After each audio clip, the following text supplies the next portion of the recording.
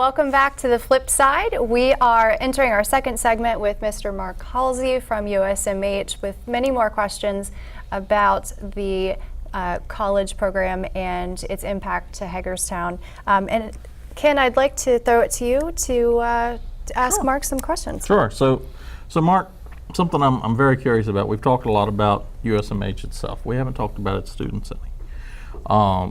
Where are the students for USMH coming from? Are they all local? Do we actually have some people traveling out of the area there? And as far as the students themselves, are they fresh high school grads, or have they done a couple years at a community college before entering USMH? I'm really glad that you asked the question, because there is a misperception about who our students are. And part of that misperception is that there has been a transition over the approximately 12 years that we've been open. When we opened, the presumption was that most students were older adults going back to school. Almost all classes were in the evening. There was very little activity during the daytime. Today, and I can give you a couple of data points, but 65% of our students are women, and about 50% of our students are 23 years old and younger. Wow.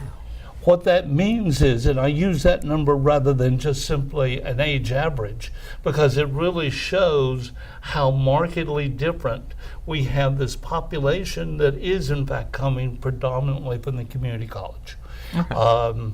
If you look at Maryland University statistics, in total, not looking at one university versus another, but in total, approximately 50% of four-year university graduates did not go to that school as a freshman.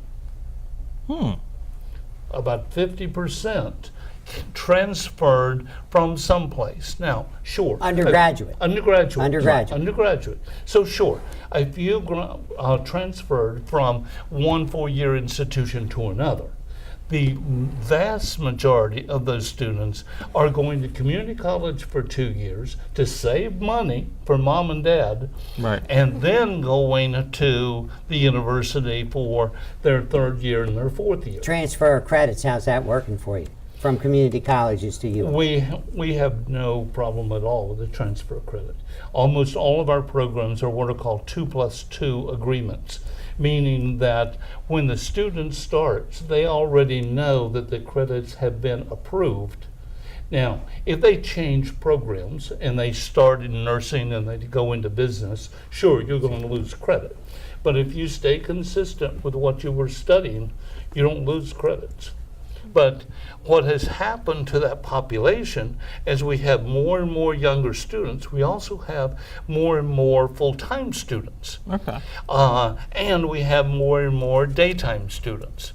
So approximately 50% of our students today go to class before 5 o'clock, and approximately 50% of our students are studying at night. And now, are these all mostly from the local community, or do we have people traveling from out of the county? We have people traveling from outside. Particularly our nursing program, we have people from Baltimore that stay here in a housing during the week and then go home on the weekends. We had enough of those students traveling from outside that 2 years ago we started working on student housing. Now, we're the only regional center in the state of Maryland that has student housing, because the presumption is that they are 5 or 10 minutes away.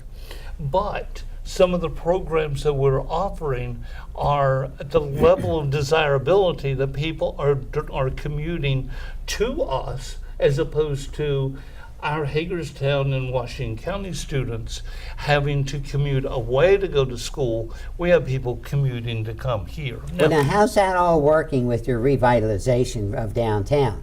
You have really gotten involved with VISPA, Right? with the theater, which is part of BISFA working with the theater, and the revitalization program with what the Hager 5 across the street from. Tell everybody what that is exciting news about what it is that you all will be doing. Well, here's the plan. We are starting in the spring of this year, a new program in hospitality and tourism management. That required building out a facility that we don't have in our current building. The old CVS building. Well, we're already using the old CVS building, so we still need space. At the same time, because there's a lot of plumbing involved with building a kitchen, and I won't go through all the detail, but we were able to convince the folks in the system that we're going to start STEM programs. We're going to start science, technology, engineering, math. Good. Why not medical? How come it's not 2 M's? Well, I'll get to medical in a minute. But the STEM labs are going to be 4 wet labs. Those wet labs will be used by the BISFA students. And of course, the expansion of BISFA next door is going to mean that instead of about 300 high school students downtown, we're going to have about 550 students downtown. They will use our labs during the daytime. We will schedule all of our labs in the evening. And then rather than the state and the local governments building what essentially are 2 duplicate, very costly facilities, we will put 2 different, very disparate populations together and use them from 8 o'clock in the morning until 10 o'clock at night. Utilization will be better, and most importantly, the efficiency of the state and local tax dollars Right. is a model for, I believe, what other communities could do that aren't doing now. So let me ask you, if Ron decided to go back to college and was coming through your doors to apply, Yeah. what would the tuition costs be and the options available for financial assistance?